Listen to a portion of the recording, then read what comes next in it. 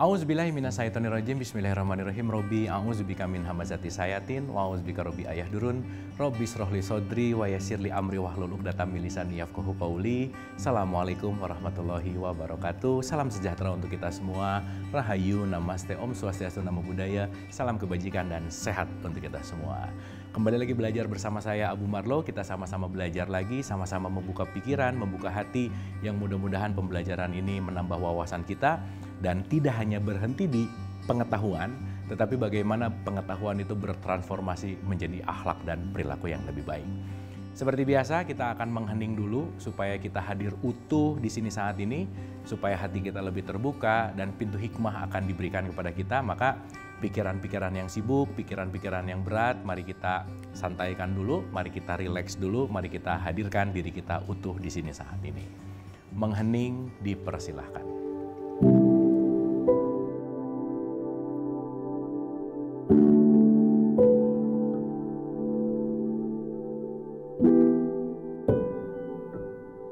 Selesai, terima kasih.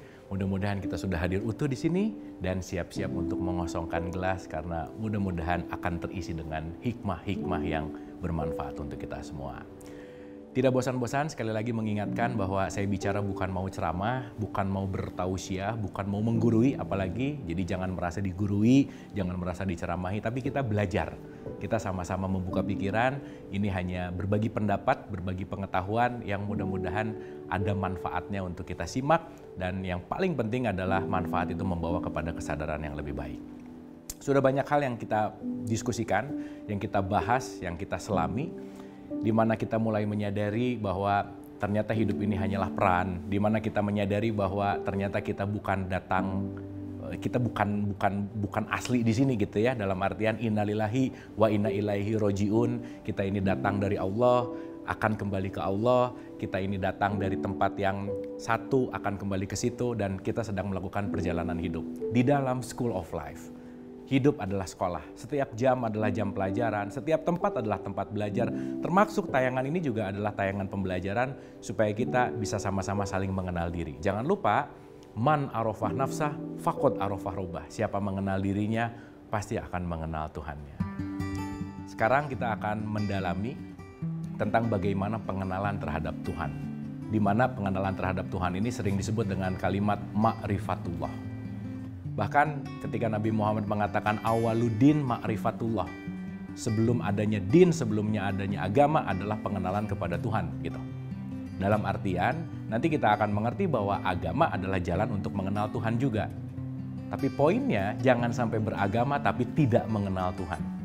Karena boleh jadi hari ini melakukan ritual tapi tidak mengenal siapa Tuhannya. Misalkan kalau kita mengambil dalam tradisi Islam, kenapa di rukun Islam nomor 1 syahadat dulu baru sholat gitu. Syahidah itu kan menyaksikan, baru sholat itu terhubung. Bagaimana saya mau terhubung? Sholat itu kan kalau di surat 20 ayat 14 Al-Quran mengatakan innani anallah, aku ini adalah Allah, dirikanlah sholat untuk mengingatku. Mengingat. Pertanyaan, syarat mutlak mengingat apa sih? Ketemu. Karena kita tidak mungkin bisa mengingat apapun siapapun yang belum kita temukan. Gitu ya, saya bisa mengingat seseorang karena saya udah ketemu sama dia gitu. Sehingga ketika nanti kita mengerti bahwa kenapa penting sekali dalam konteks yang namanya ma'rifat, mengenal, dan nanti dalam konteks yang namanya syahadat, syahidah menyaksikan, di mana nanti outputnya adalah sholat, adalah mengingat, itu adalah satu rangkaian kesadaran yang mudah-mudahan kita tidak mengerjakannya di level 2+2, hanya ritual gitu maksudnya. Masih ingat ya? 2 tambah 2 akan 16, log 10.000, kesadaran rendah, menengah, dan tinggi gitu kira-kira. Dan kita mulai belajar terus-menerus supaya kita masuk ke kelas log 10.000 gitu. Supaya kita luas sekali. Dan jangan lupa juga bahwa kita banyak nggak taunya daripada taunya. Yuk, stay at beginner mode, selalu mau belajar karena kenapa? Begitu kita merasa tahu, maka pengetahuan itu akan berhenti menghampiri kita. Kita mulai. Oke. Hari ini kita akan masuk ke dalam konteksnya adalah bangkitnya kesadaran spiritual. Untuk apa? Untuk masuk ke dalam pengenalan kepada Tuhan, pengenalan kepada Allah gitu. Kenapa? Karena penting sekali dalam konteks tadi dikatakan bahwa awaludin ma'rifatullah.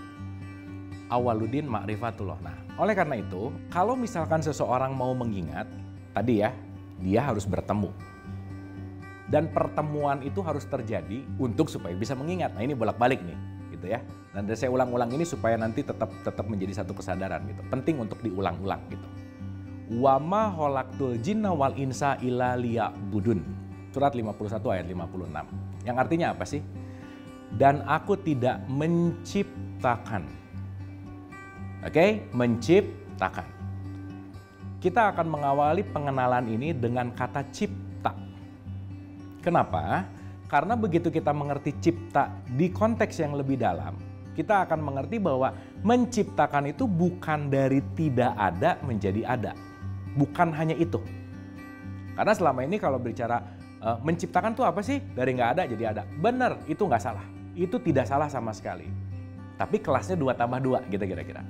Nah sekarang kita luaskan dulu tuh arti kata cipta supaya nanti kita akan mengerti tentang man arafah nafsah faqad arafah robbah, kenal diri, kenal sama Tuhan. Kalau mengenal kan artinya ya dalam tanda petik tidak asing dong. Gitu ya. Maaf sekali, boleh jadi hari ini berritual, rajin tetapi asing kepada Tuhan gitu. Nggak kenal sama Allah gitu kira-kira. Apa buktinya nggak kenal sama Allah? Perilakunya atau sifatnya aja tidak nempel pada dirinya gitu. Ya, makanya kan kalau kita berbicara dalam ritual sholat misalkan inna sholata tanha anil fahsya'i wal munkar. Sholat itu mencegah perbuatan keji dan munkar. Bukan hanya menggerakkan raga. Menggerakkan raga itu hanya ritualnya. Di mana ritual harus dibarengi dengan kesadaran spiritual. Maka semuanya jadi holistik gitu. Pembelajaran masih akan kita lanjutkan, tetaplah bersama saya.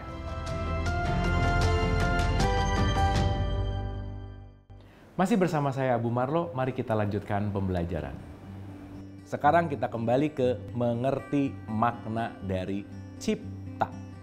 Karena dengan di situ kita akan bangkit kepada spiritual birth kita, bukan hanya dalam psychological birth, tetapi bangkitnya kesadaran spiritual.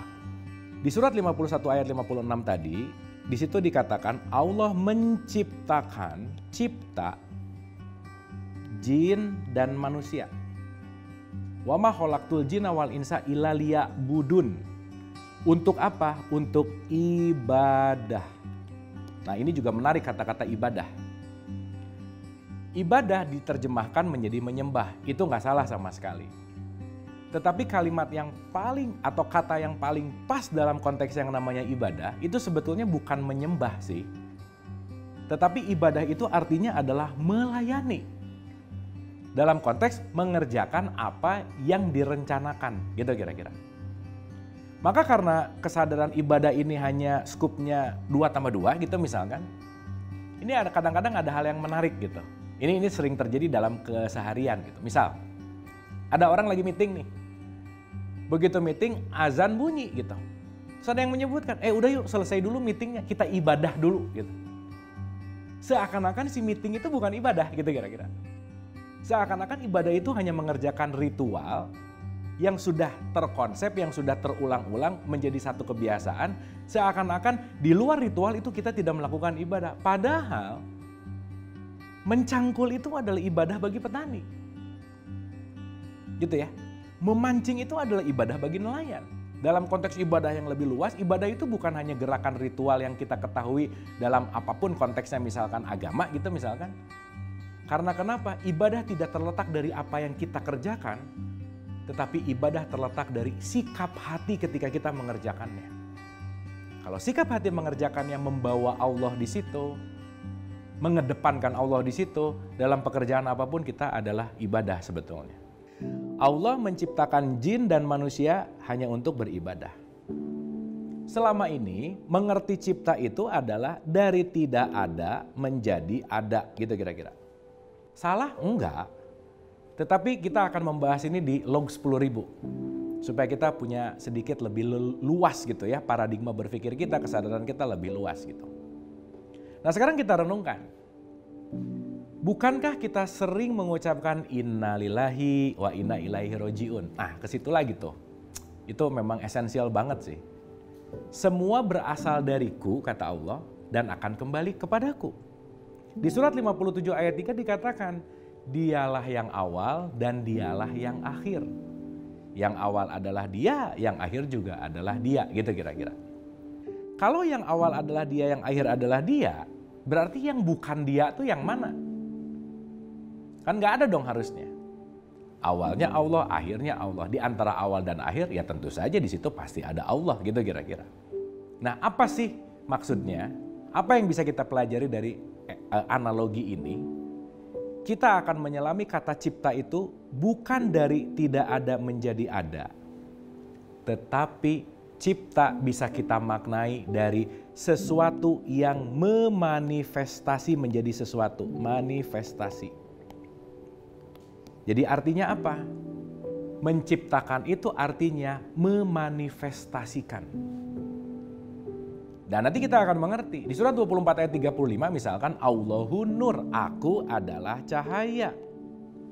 Cahaya itu adalah energi. Lagi-lagi, energi itu nggak bisa diciptakan, nggak bisa dimusnahkan. Tetapi dia bisa bertransformasi gitu. Nah berarti langkah awal dalam ma'rifatullah, langkah awal dalam kebangkitan spiritual, mari kita merubah mindset kita dari kata cipta, bukan dari tidak ada menjadi ada, tetapi dari satu sumber memanifestasikan menjadi bentuk yang lain. Mungkin kalau TK, SD, SMP pernah diajarin sifat-sifat Allah gitu kira-kira. Pasti kita selalu mengingat nomor satu adalah wujud. Kidam, bako, dan seterusnya. Oke? Mawujud berarti kan memanifestasikan. Berarti kalau aku menciptakan, bahasa sederhananya sekarang yang bisa kita ambil, aku memanifestasikan diriku. Sehingga begitu kita mulai sadar bahwa ini semua adalah manifestasi datang dari sumber yang sama, kita akan mulai mengenal Allah. Kenapa? Karena kita tahu bahwa tidak ada yang kita lihat, hanyalah manifestasi dia dengan wujud yang berupa dan beragam. Gitu kira-kira. Sekarang kita melihat dari drama kosmis awal penciptaan manusia. Ketika Allah membuat satu sistem bersama malaikat, di mana di situ nanti kita akan mengerti tujuan dari penciptaan ini semua itu untuk apa sih? Nah, saya kasih contoh sederhana. Di surat 38 ayat 72, dari 71 deh, 71, 72 sampai 82 itu kalau boleh mau dibaca lengkap tuh itu 71 sampai 82 itu tentang drama kosmis dasar awal kita diciptakan gitu. Di situ perencanaan datang dari situ gitu. Masih ingat ya, 6 masa penciptaan manusia sebelum kita datang tuh disiapin dulu sistemnya. Dan sistem itu nanti sistemnya Allah atau operating sistemnya Allah itu nanti disebut sebagai malaikat. Maka Allah menciptakan malaikat, malaikat itu tim kerjanya Allah gitulah gampangannya. Operating sistemnya Tuhan, gitu kira-kira. Maka disebut malakut. Malakut itu dari kata malak. Malak itu artinya tunduk patuh yang tidak akan pernah keluar dari jalur, gitu kira-kira. Maka itu adalah operating system. Handphone kita, kalau di dalamnya nggak ada operating system, kita nggak akan bisa menggunakan. Maka semua sistem itu berjalan karena ada operating systemnya. Sistem kerjanya. Oke, sekarang kita lihat dialog antara Allah dengan malaikat waktu mau bikin kita sebagai manusia, yang nanti manusia itu akan diberikan tugas sebagai khalifah. Ingat ya, kita udah bahas khalifah, mudah-mudahan kita semakin luas nih menghadapi kehidupan ini. Mudah-mudahan kita nggak jadi orang terus gitu, tapi belajar terus menjadi manusia dan belajar untuk menjalankan peran sebagai khalifah itu sendiri.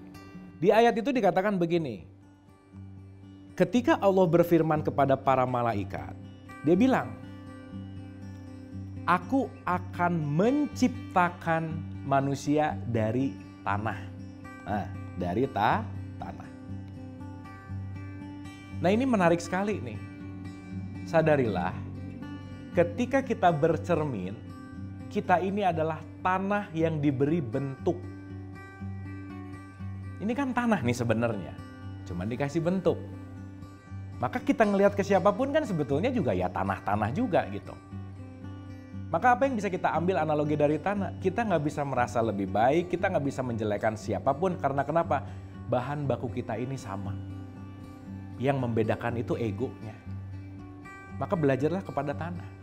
Tiap hari diinjak tapi harganya naik terus gitu kira-kira. Dalam tanda petik gitu ya, kita bisa menganalogikan ini dalam kehidupan kita gitu.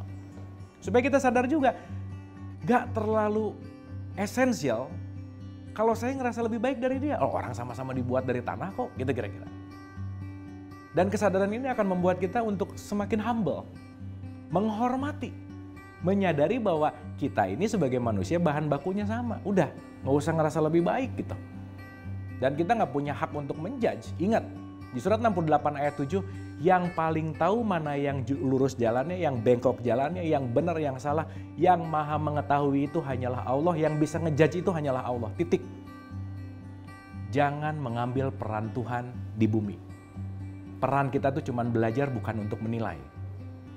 Begitu kita ngambil peran yang lain, ingat ya, itu pasti kita akan capek gitu menghadapi hidup. Nggak akan flowing, nggak akan mengalir, nggak akan bahagia, susah untuk tenang aja. Apalagi mengambil perannya Tuhan untuk menilai gitu kira-kira.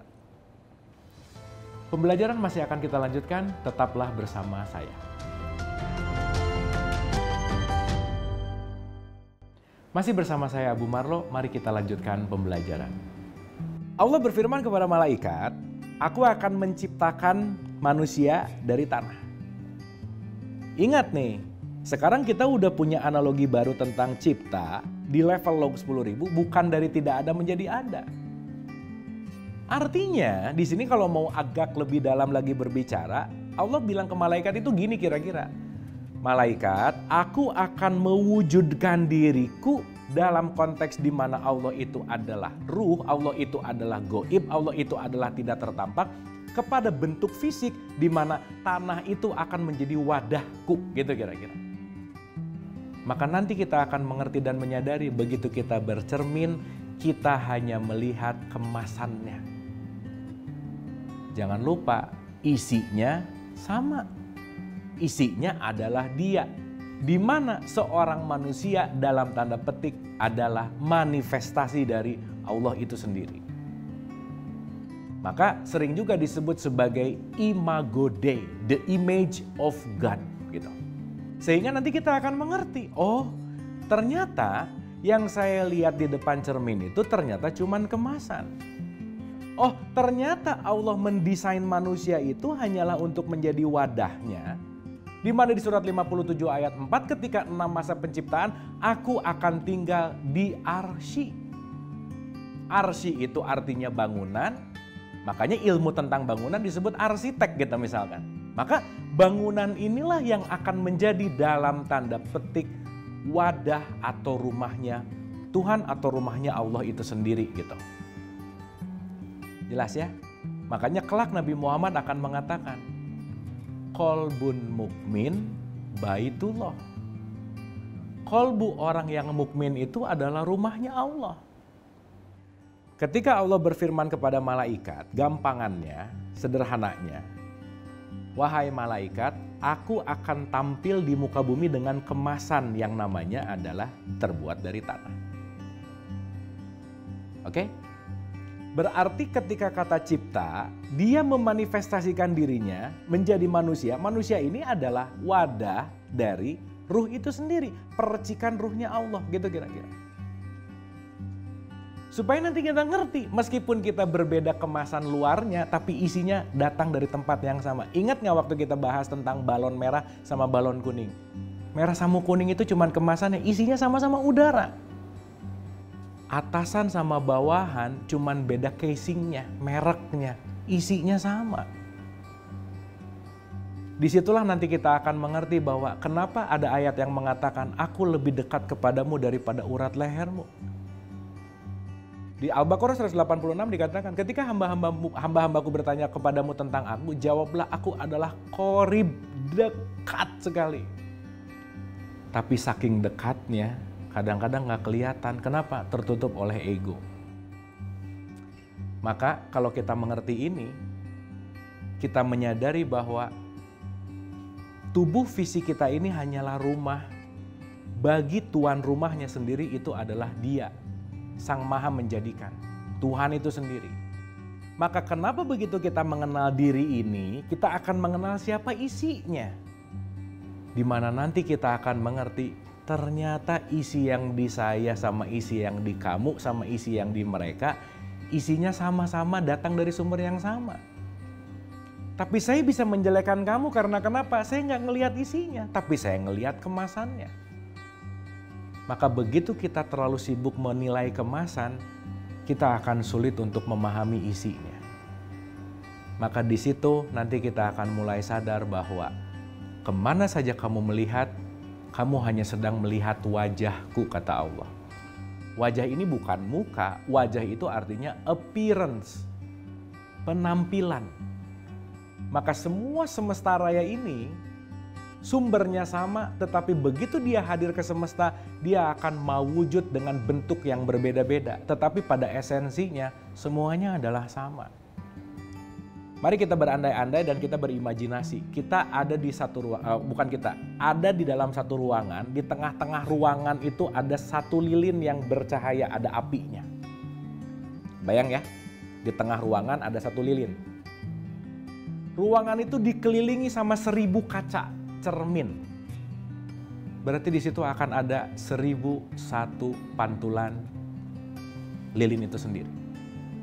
Nah, nanti kita akan menyadari bahwa kita semua ini adalah cermin-cermin itu yang memantulkan cahaya ilahiyah, yang memantulkan cahaya Sang Maha Menjadikan, yang memantulkan cahaya nurnya Allah, di mana inti sari sejati dari diri kita semua adalah cahaya Dia.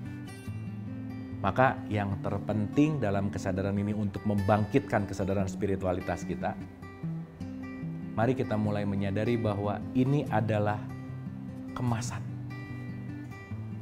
Ini adalah rumahnya bagi Sang Maha Menjadikan.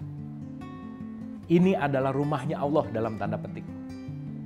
Di mana yang seharusnya menjadi tuan rumah adalah Allah itu sendiri.